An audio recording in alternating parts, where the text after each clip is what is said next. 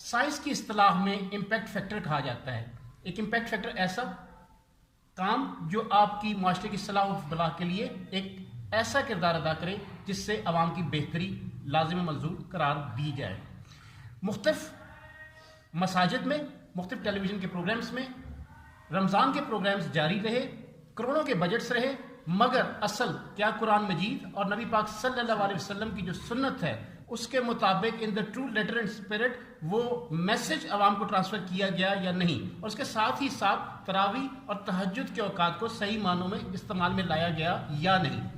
Impact factor کا جہاں تک بات کی جائے، آج ہم موجود ہیں جامع مسجد الصبا کے محتمم ہیں اور یہاں کے خطیب ہیں قاری لال خان نقشبندی صاحب. کسی تعارف کے محتاج نہیں، اصل میں ان کی اگر تفصیلات میں بتاتے چلیں تو انہوں نے رمضان المبارک میں ایک ایسا امپیکٹ فیکٹر کریٹ کیا جس میں تراویح